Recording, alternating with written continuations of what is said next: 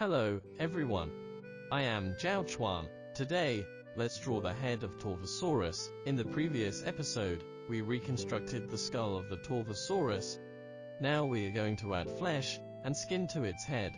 When drawing, note that the tip of its mouth was generally covered with just a layer of skin. There wasn't much muscle, so we only need to add a layer of skin. The top of its head was covered with a hard horny structure. Therefore, we need to use thick lines to draw this structure, so that it would look different from the other parts. The Torvosaurus' teeth were long. Note that the crown was short, and the root was buried in flesh. So we shouldn't make the teeth look too long. When reconstructing the skull, we knew the size of its eye sockets, but its eyes were actually much smaller than the sockets. In addition, the back of its head had strong muscles, so we should make them look thicker than the bone structures. Now, let's draw the head of the Torvosaurus. The head of the Torvosaurus was long and square-shaped. Let's outline its mouth first,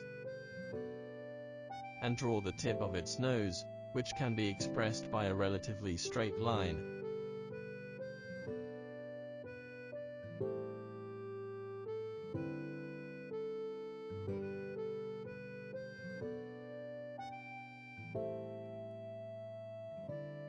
Slightly below this area, the front part had teeth, and the rear part had no teeth. The line curved down a little here, at the corners of its mouth. Now, let's draw its nostrils. Based on fossil records, its nostrils were quite large. Its nostrils can be seen in this part of the fossil, but the actual opening of its nose was downward, so this part was covered with soft skin.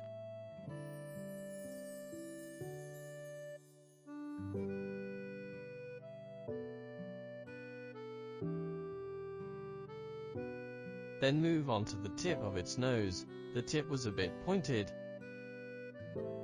and there is an arc here,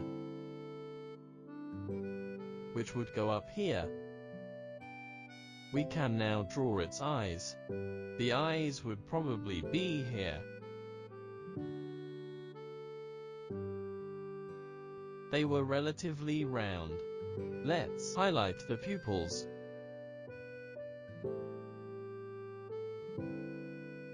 Some folds can be drawn around the eyes. Normally, we would need to draw a fold above the eye, and a fold below the eye, so that there would be a ring of muscles in the middle. Then draw a muscle below, which would control the entire eyeball movement, to make the eyes look more vivid. It had a very short lacrimal horn in front of the eye.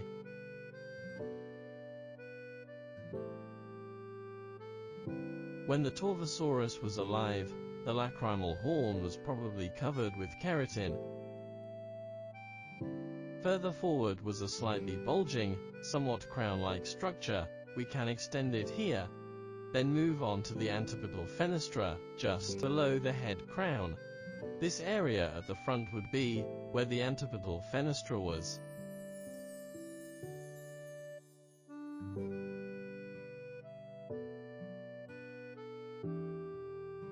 This would be its maxilla. On the maxilla, we can draw some large scales.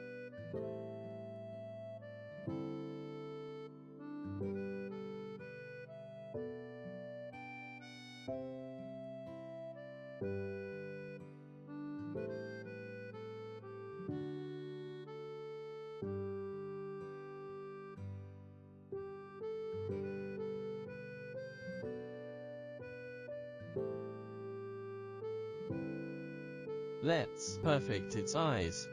A horny structure can be drawn above its eyes, and behind its eyes, we can draw scales of various sizes.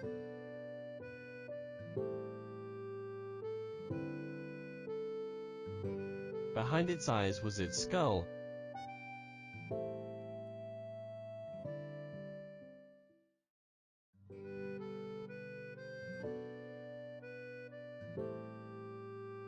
Flanked by the temporal fenestrae.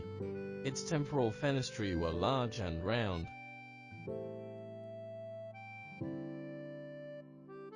Behind the temporal fenestrae, we can draw ear openings. Let's draw the big teeth of the Torvosaurus. The 4 teeth at the front were relatively small, followed by larger teeth with alternating length.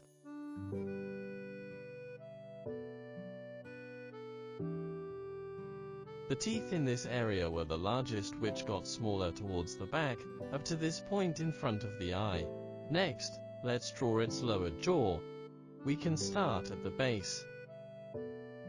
Imagine that there was a huge piece of muscle at the base that provided a strong bite force.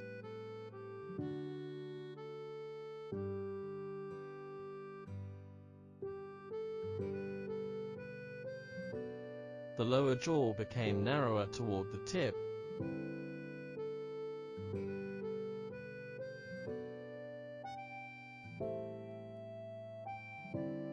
Then let's draw the top of its head with a little bit of the neck as well.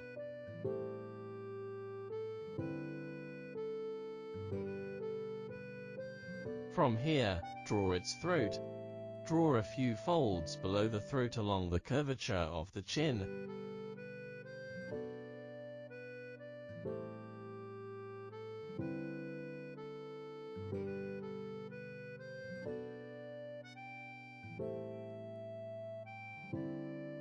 Finally, we can add some details, such as scratches and textures on the horny head crown.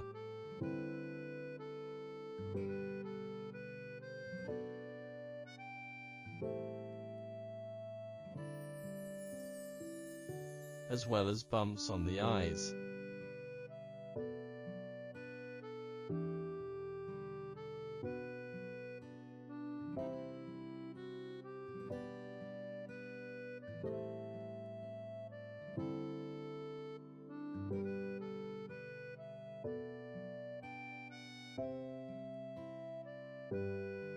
Some scales can be drawn behind its eyes, and a larger scale can be drawn near the cheekbone, resembling the jugal horn, but not as developed.